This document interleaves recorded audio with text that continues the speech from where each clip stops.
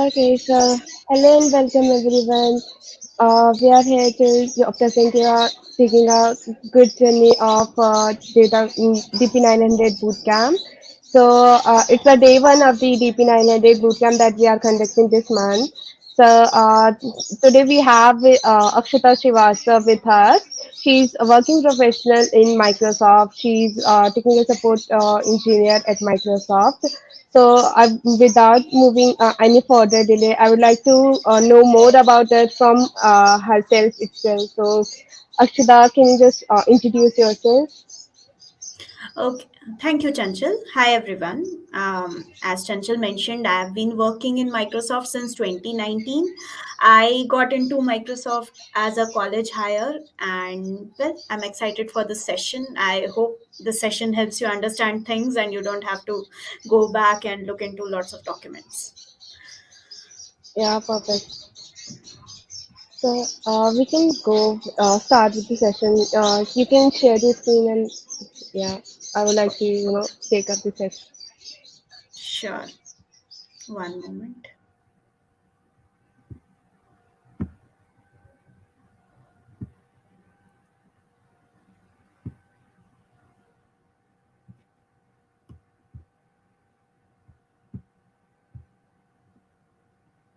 Okay, let me know once you start seeing my screen.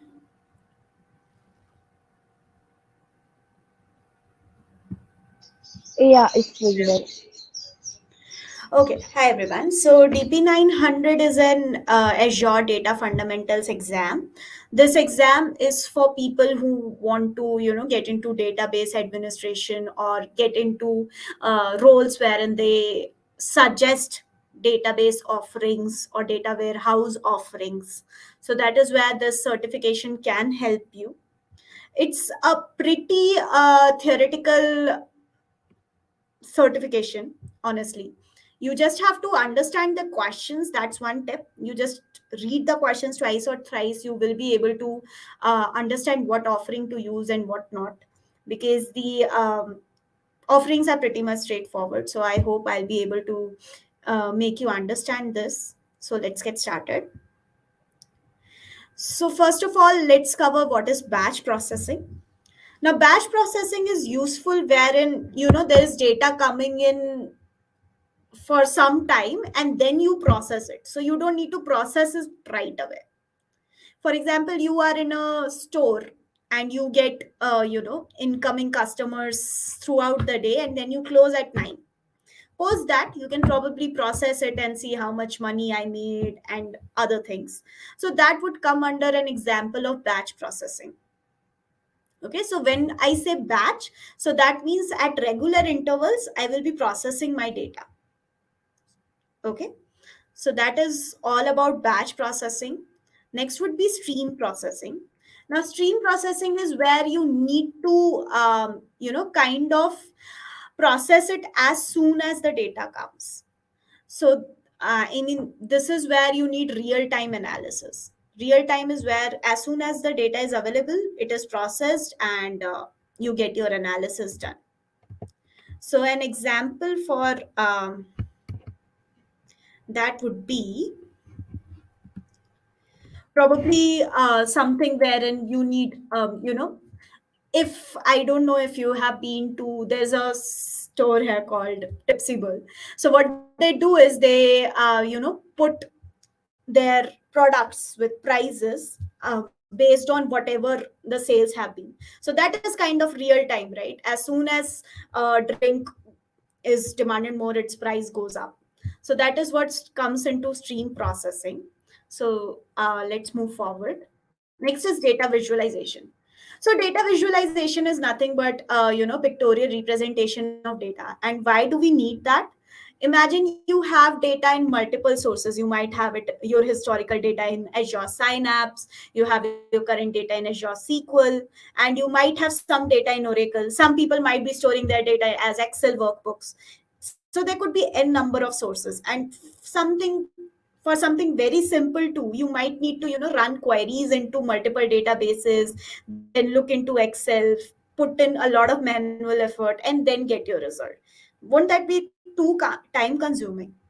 And Moreover, not everybody can be skilled at DAX, then SQL, then something, then probably your source doesn't use SQL, it uses its own language. So not everybody can be skilled at that, right?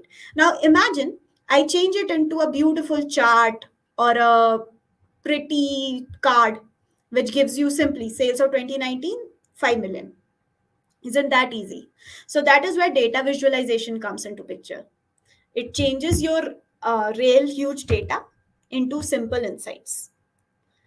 Okay, so one of the most popular tools, a team which I am in, is Power BI. So it's a data visualization and analysis tool. So this is what data visualization is all about. Next is analytics types.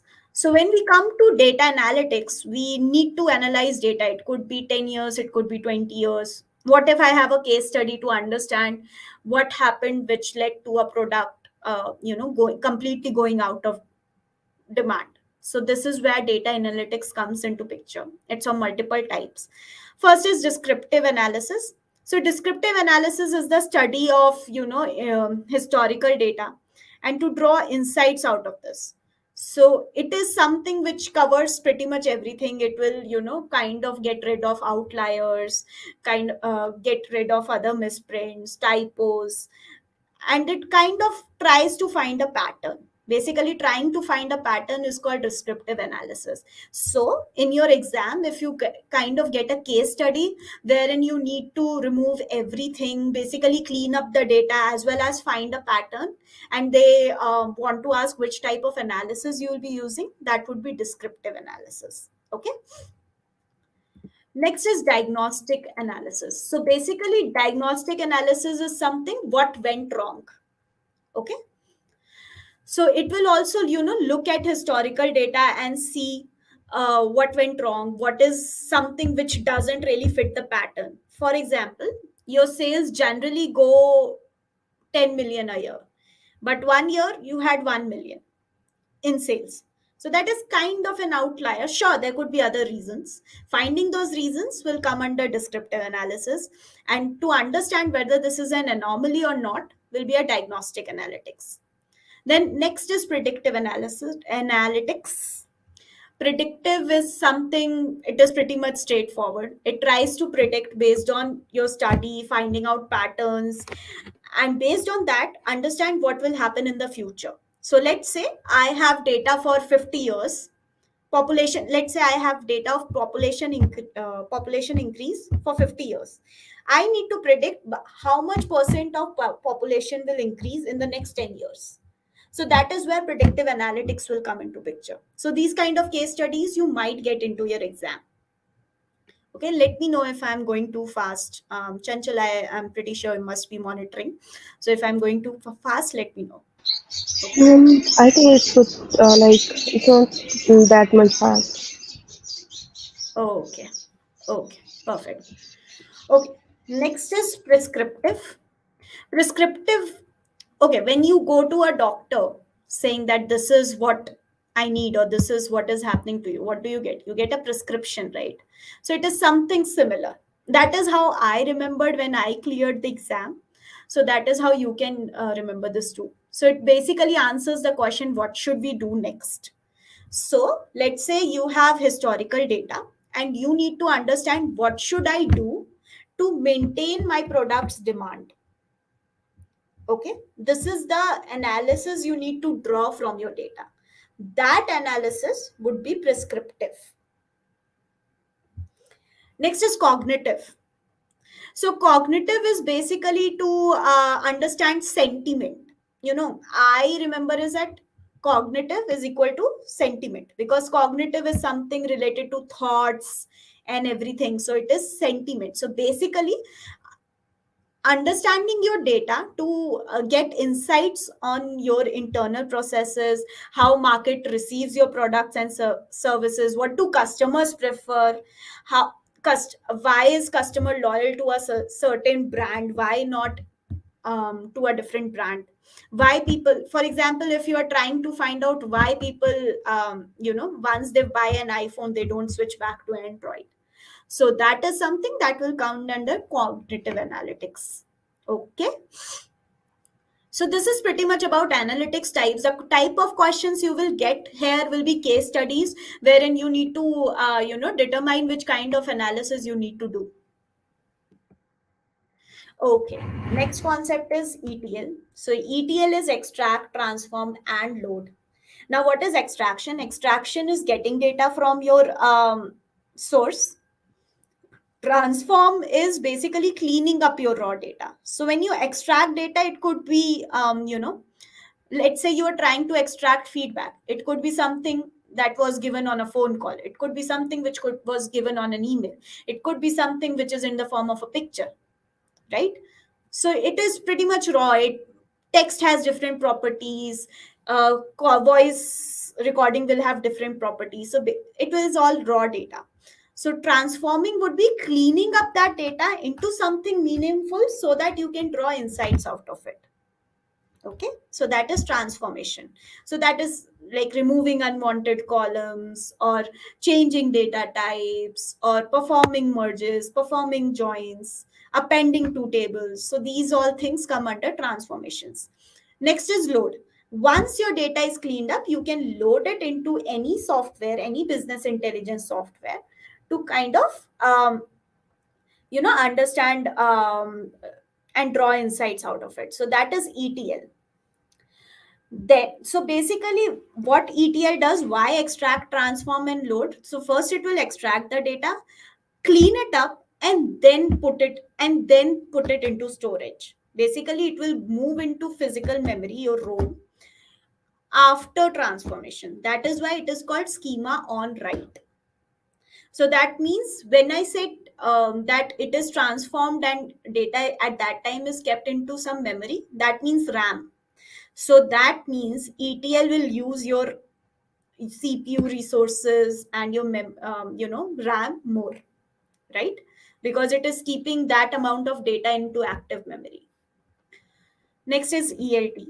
ELT is extract, load, and transform.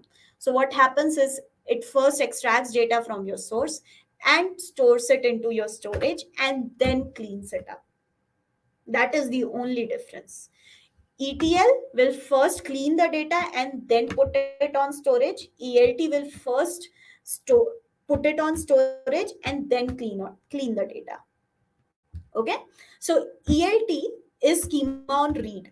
That is something you need to remember. Schema on write is ETL. Schema on read is ELT. Okay, so ELT will definitely use your less, CPU and RAM comparatively, right? So what will you use wherein scaling up and down resources is a concern? You'll use ELT. So these kind of questions might come in your certification exam, wherein you are given a case study saying that everything this organization has, but they do not have the budget to kind of add more resources, or they can only buy this much resource. So these are your cues to kind of understand. It could be 99%, the answer would be ELT. Okay, so that is pretty much about ETL and ELT. Next would be the difference between cloud offerings that we have. One is IaaS versus PaaS versus SaaS. So when you are on an on-prem, Windows server, the big machines that we used to have, you had to manage everything. You had to manage your staffing, you had to manage your networking, storage, virtualization. You had to maintain your OS, hardware, software, everything you needed to manage. And of course it was expensive, right? Because for everything you need to have resources to manage them too. And when I say resources, I'm also talking about human resources, right? So when you move to cloud, so IaaS takes away the hardware responsibility from you. So you manage everything except the hardware. So for example, when you are spinning up a VM virtual machine on Azure, you're just selecting which OS you want. Let's say you want Windows 10, and among other things, what kind of network you want. You select it from GUI. It's pretty simple. You can also do it via commandlets, and your machine is up and running. But you do not know what hardware it is using, what kind of CPU is it using, what data center is it on. I mean, what data center exactly, what is the configuration of that data center server, right? So we are taking away the responsibility of hardware from you here.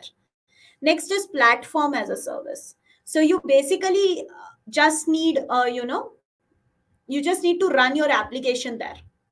That is all you need. You don't bother to check whether it's Windows or OS. That is not something, Windows or Linux. You do not need that. For example, you can be running IIS server. So that is where you only are running your application, and your data is something you manage. Rest all is taken care by your cloud service provider. If you're using Azure, since we are talking about DP900, I am going to only talk about Azure. So rest all will be taken care by Microsoft. Next is software as a service. Now, software as a service is the part wherein you don't manage anything mostly. So the application is managed by the cloud service provider, data, runtime, everything is pretty much managed by the cloud service provider. You mostly just use it. An example would be Power BI service, app.powerbi.com. You just sign in and your data loads. You do not have to bother about how it is always up and running. You don't have to care whether it is down or not. That is something Microsoft will take care of, right? So that is what SaaS is.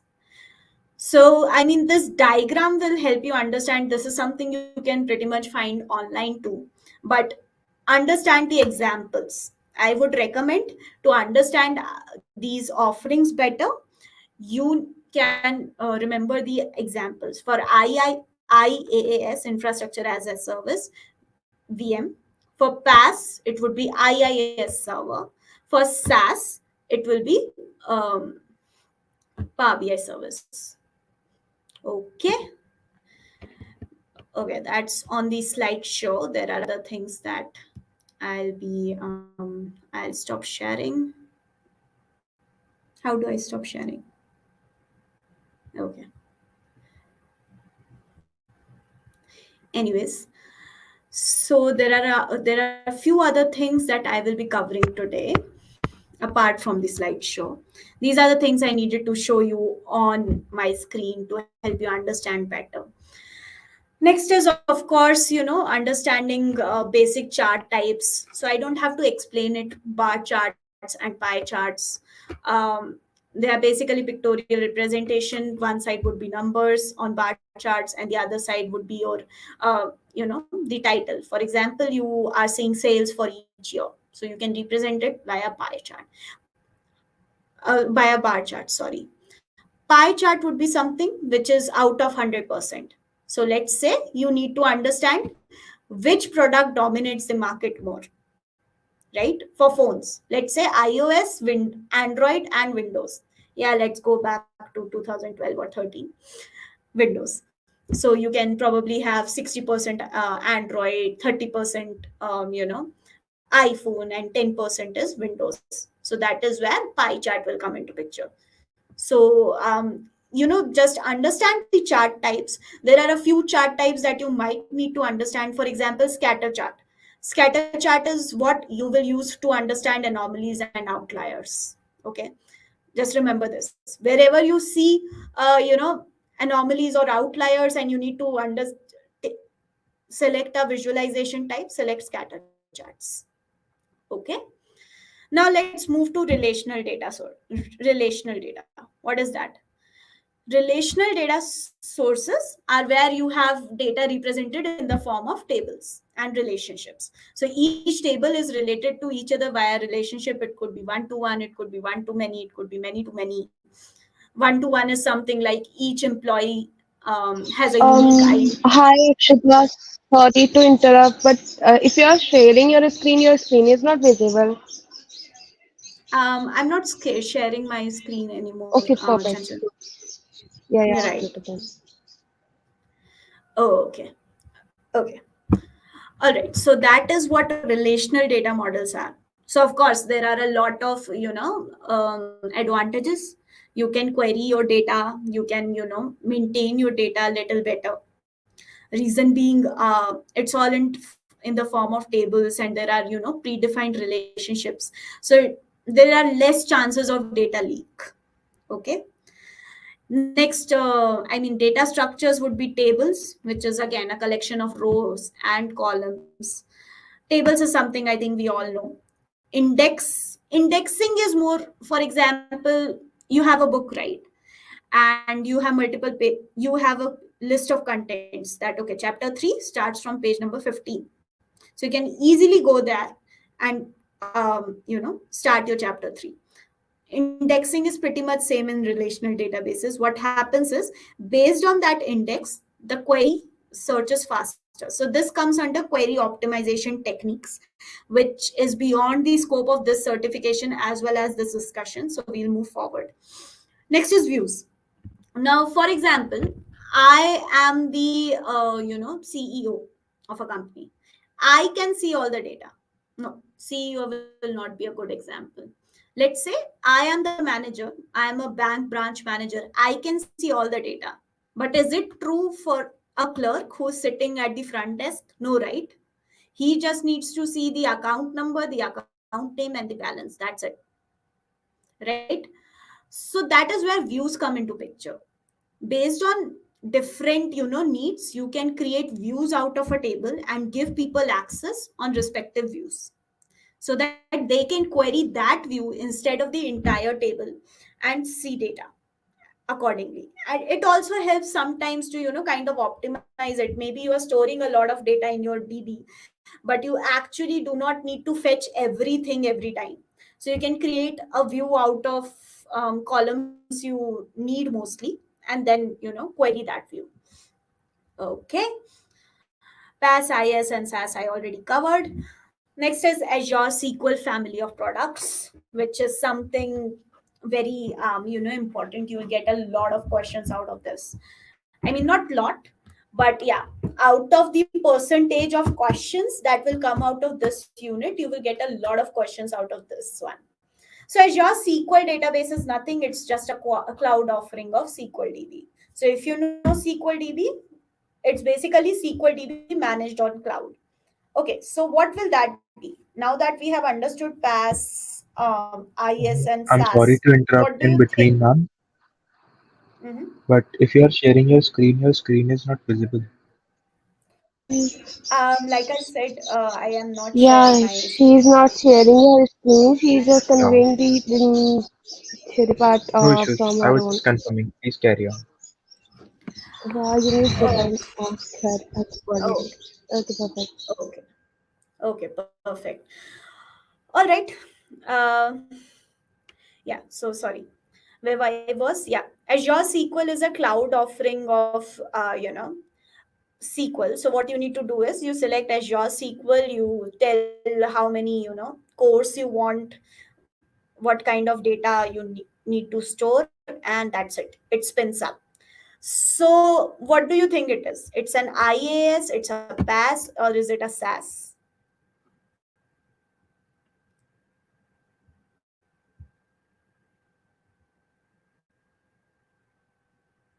Okay, I think I also see a question under comments, which is where can I use IAS and PAS? Do Azure have its own SQL database? And if yes, how much it costs? PAS. Yep, that is okay. One answer is PAS. What will be the other answers? Yeah, I would really appreciate if you all could comment, probably 2, 3 comments more.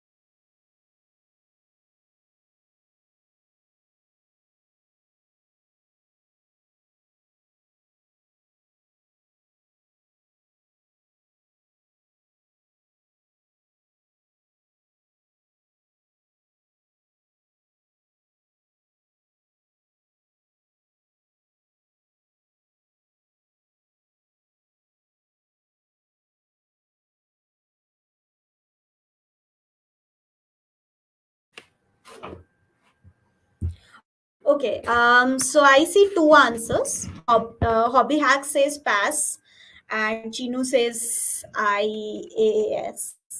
Okay, pass is correct. Chinu, why do you think it's an IAS? I mean, for IAS, even OS will be managed by you, right? And when it comes to Azure SQL DB, we are only talking about DB. You're not really concerned about what OS it is running on, right? So good job, Hobby. Um, Pass is the correct answer. All right, moving on. Azure SQL DB is covered. Next is Azure SQL Managed Instance. So basically, it's kind of hybrid, but it's kind of on prem and it's also on cloud. So what happens is on a server, you install SQL separately. On a cloud server, you install SQL separately, and that instance where the SQL server is installed is called SQL Server Managed Instance. That is all that is there. Okay, what will SQL Server Managed Instance be? Will it be IaaS, PaaS, or SaaS?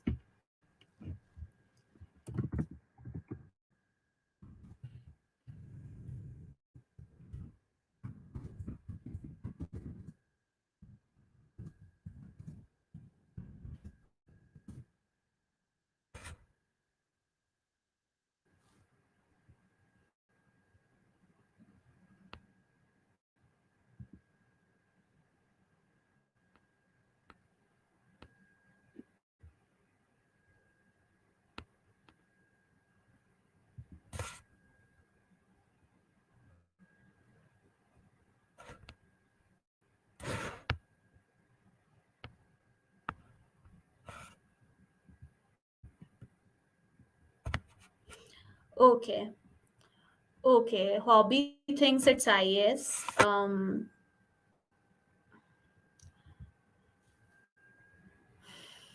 Okay. No other answers. Hobby it will be PaaS. It's a PaaS offering because you are only managing your application. You're not really managing the server. You're not you just go to Azure SQL Managed Instance, you select your SQL your offering, and there you go. So it's a PaaS offering. Anyways, I think you thought that we will be selecting OS too, so I believe your understanding of PaaS, IS, and SaaS is clear. So good job. And I really appreciate that you answer the question, so that is great. Okay, next is SQL Server on Azure virtual machines. I think that is something it will be really, really clear. So Azure virtual machines are where you kind of spin up a virtual machine on Azure. Okay. And then you install SQL Server on that virtual machine. Now what will that be? Will that be an IaaS, PaaS, or SaaS?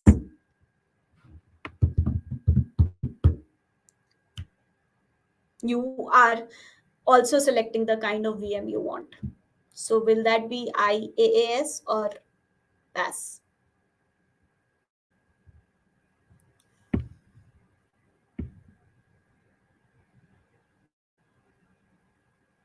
It's a SaaS.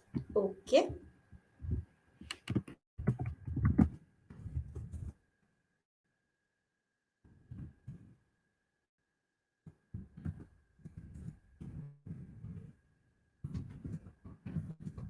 Any other answers? Chinu, if you want to write, you can write too.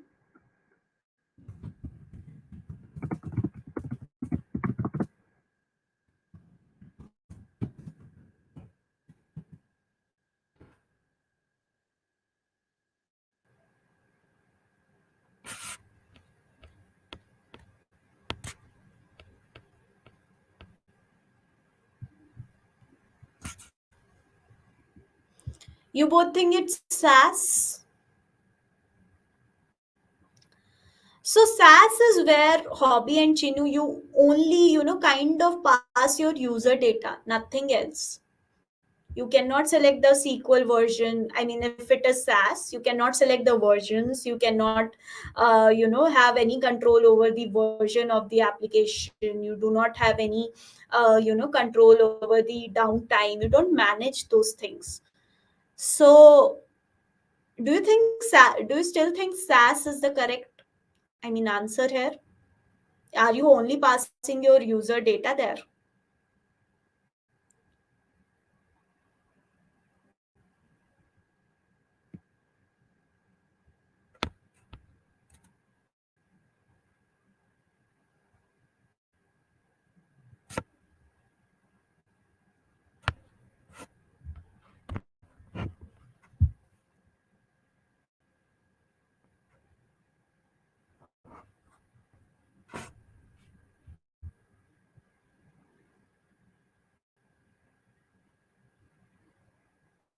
Okay, Hobby, you're confused. Let me explain it to you again.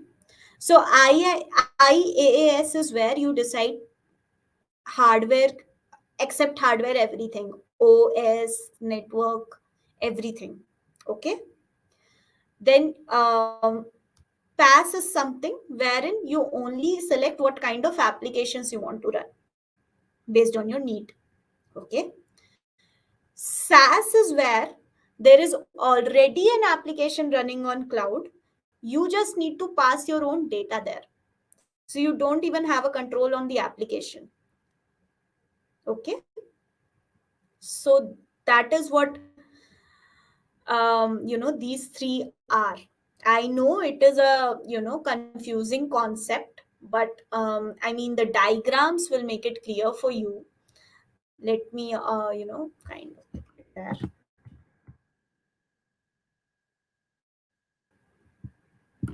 Okay, you are right. It's not SaaS, Hobby. But what else can it be? PaaS or IaaS? Okay, think of Azure SQL on virtual machines as having Azure SQL on premises server. Now tell me what it is.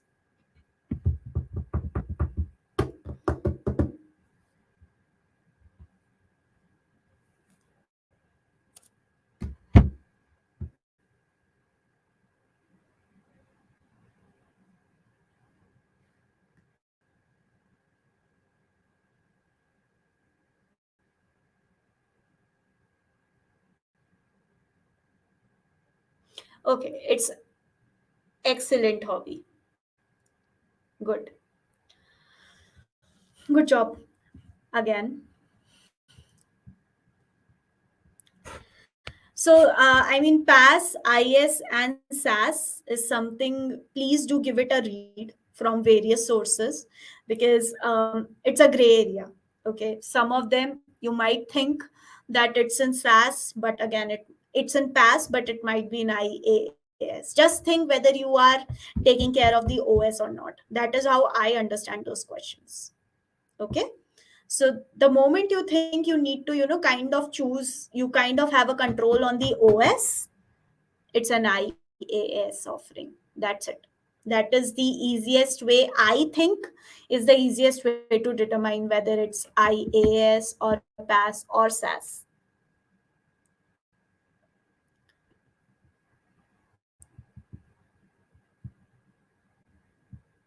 Okay.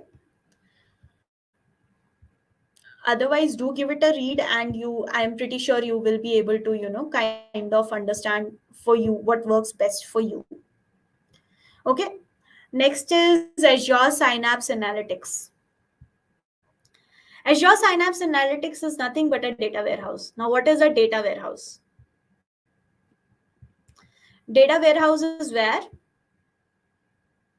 thank you for brief. Okay. Yeah. So, data warehouse is where you store your historical data, mostly raw, so that in future you can draw insights out of it by either creating data flows or reports or anything of that sort. Okay. So, data warehouse, think of it as a records room where you put in everything so that it can be used in future, and it is generally not processed, because it is possible that you might remove certain columns during processing, and in future you need to draw insights out of that particular column, and you don't have it anymore. Okay, so that is what Azure Synapse Analytics is. It is a data warehouse. Okay.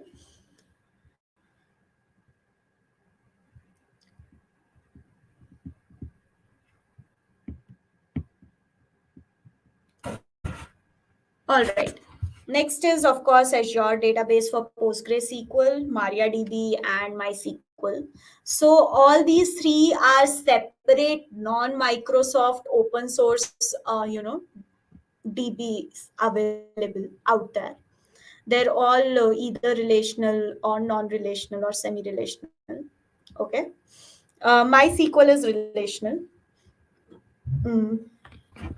while others, Postgre kind of is, but no. Okay, so basically putting all these, open source DBs onto Azure is what these are. So Azure database for MariaDB means having MariaDB on Azure. Azure database on for MySQL means having MySQL on Azure. Azure database from PostgreSQL means having data on Azure for PostgreSQL.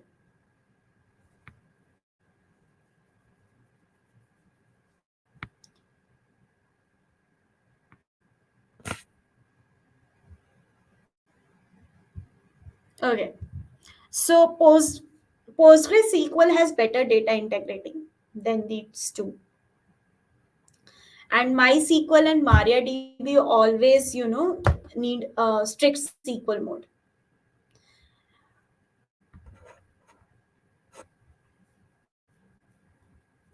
And there are a few differences. Let me put that slide over here.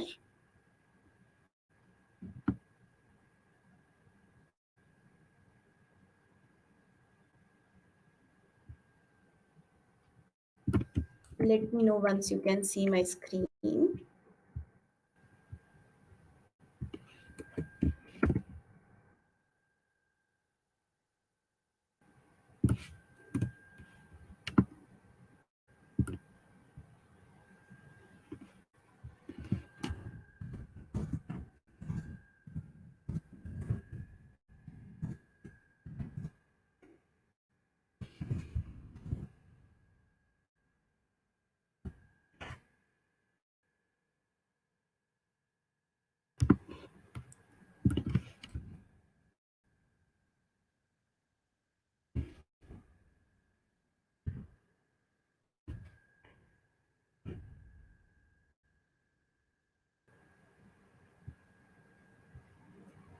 Hmm. Sorry, my bad. I wasn't even sharing. Yeah.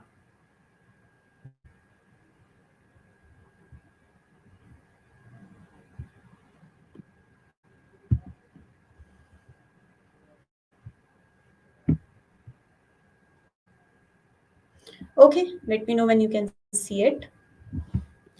All right. So MariaDB and yeah, MariaDB and MySQL are better to work with BI tools, and of course they're reliable. PostgreSQL is also reliable, but it works better than MariaDB and MySQL um, with BI tools.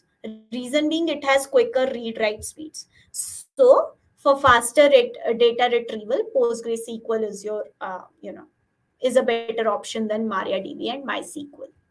Okay, so that is the difference. Let me stop sharing. Yeah.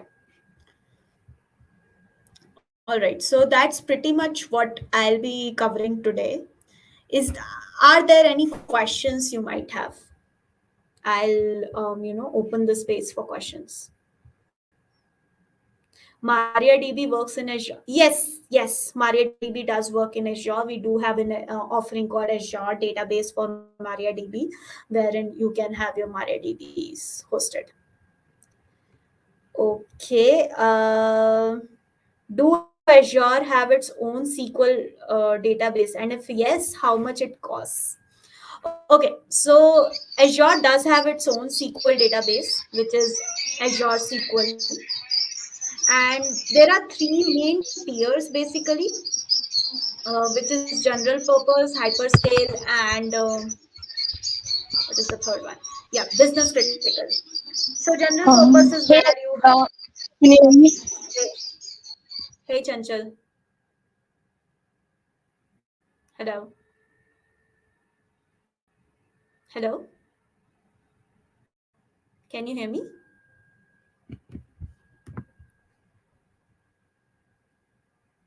Can you share it and Oh, again?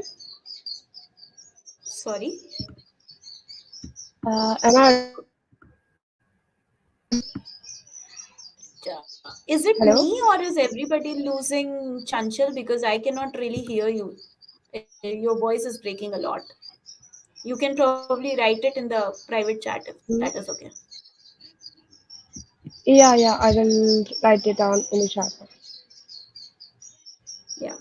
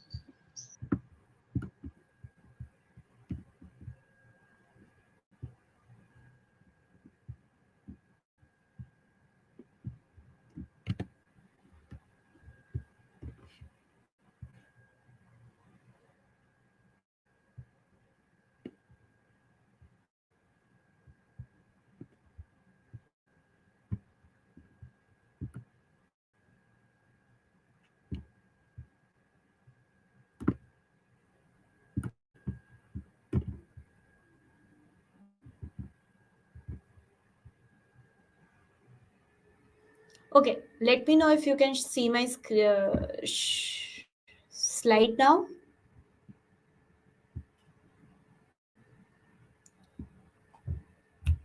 Hello.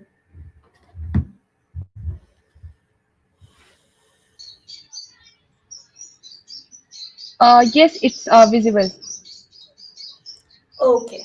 Okay. So this is pretty much the difference. What you need to remember is this. So MariaDB and MySQL are of course reliable. PostgreSQL is also reliable. Nobody will say that it doesn't. But PostgreSQL is better in BI tools if it requires data analysis and data warehousing applications which require quicker read write speeds. So basically, PostgreSQL has better retrieval speed. It will be able to read your data faster than MariaDB and MySQL, and it will be able to write data faster than MariaDB and MySQL. Okay, that is the main difference that you need to remember. Otherwise all three of them are good enough, you can use them. But this is why PostgreSQL is preferred in business intelligence applications, because they are able to retrieve data faster and also write data faster. Okay.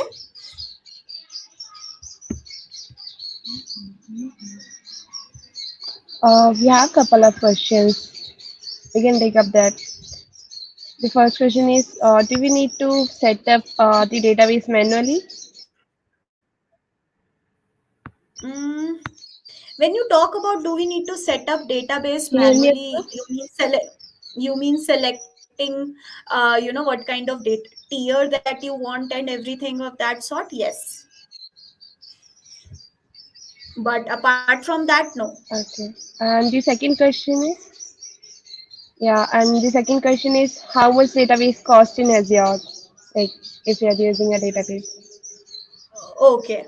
So, I mean, Azure SQL DB has three service tiers, and it also has, DTU model and vCore model. So, one is general purpose. The name is pretty much clear. It is one of the least expensive. It is usually used in scenarios wherein you are, storing your data, and you might need it in the future. Something of that sort. Maybe a general store might use uh, a small scale business might use general purpose Azure SQL DB. It has a latency of 5 to 10 milliseconds. It is mostly available, but one constraint that is there with general purpose is that its max size is 4 TB, okay, and 8 TB for managed instance. Hyperscale is where you need to, depending on the load, maybe your application data goes into SQL. In those scenarios, you can use Hyperscale. It can scale resources up and down based on your usage. So that is Hyperscale. It is a little more expensive than general purpose. Its main advantage is that it has very less latency, no latency at all. It will be instant backup and fast database restores. Next is business critical. Business critical is the most expensive one. uh, Ma'am, what is the difference between Azure Yeah, database and what is the SQL? difference? So, basically, Nandini, Azure is a cloud offering which which offers different databases. So when I say Azure SQL database, it means SQL database on Azure. If I say Azure database for MySQL, it will be MySQL DB on Azure. If I say Azure database for Mariadb, it means Mariadb on Azure. That is what it means. Basically, it is not on your on-premises server. It is something on a cloud. Rather than you maintaining everything, half of the things are taken care by Microsoft. Okay, you just need to take care of your data. So that is, there's no difference. As I mean, it's not a right comparison to draw. And if you're talking about on-prem SQL database and Azure database, then that is the difference. SQL is on-prem, Azure is not. Okay. Okay. And then MariaDB works in Azure. Yes, it does. I think I Yeah, answered I think we the have question. answered all the queries.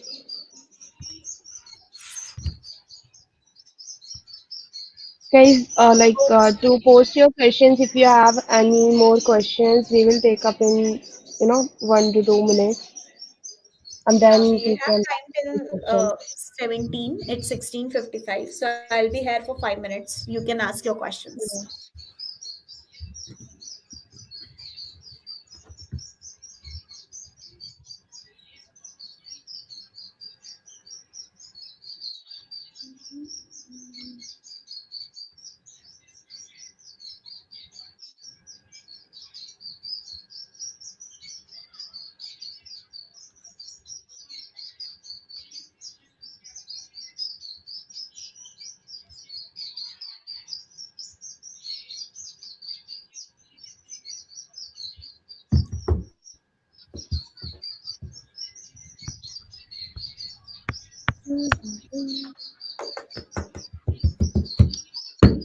So there is a question that do I need to give AC 900 exam first, then DP 900, or we can give the someone can give the DP 900 first, and then they can go for the other exam.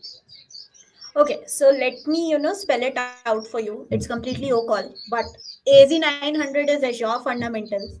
So it basically helps you understand what Azure Portal really is and what are its offerings. Okay.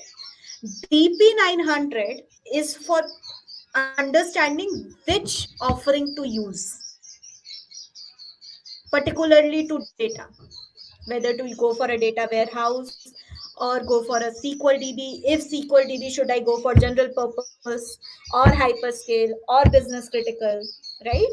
So that is the difference. So I gave AZ900 first because I wanted to, understand all the how Azure works first, and then I moved forward with DP900. But there is no dependency. If you know how Azure portal looks like and you have, you know, kind of worked a little on Azure, you can give DP900 directly also.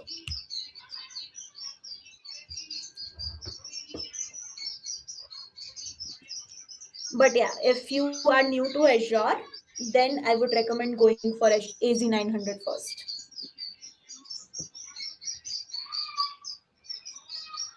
Okay, you're welcome, Hobby.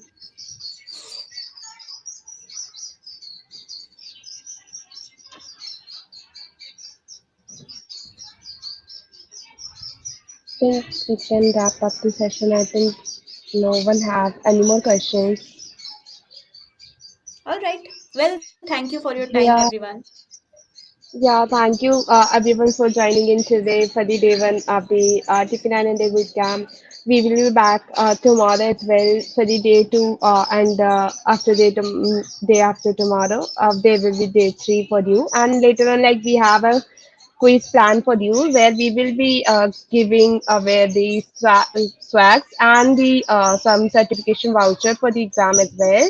So do participate in these things and take up the as much as knowledge you can from these sessions, so that like they will help you to in your examination when you will be appearing for the P900 exam. And last but not least, thank you so much, Akshita, today for being here. I had know you have a very busy schedule. It was the Friday, so yeah, it was working day. So yeah, thank you so much for being here with me for the session. It was nice session, and you take up very nicely. So yeah, thank you so much. Thank you, Chanchal. Thank you so much. Thank you, everyone. And all the best for your exam. May you all crack it. And feel free to reach me on LinkedIn if you have any questions pertaining to DP900. And please do, while sending me a connect request, do mention your query there in a connect message so that I know this is what it is related to. So I'll accept it right away as soon as I see it and answer your query. Perfect. Thank you. Thank you, everyone. Have a great day ahead. Bye bye. Yeah, have a good day.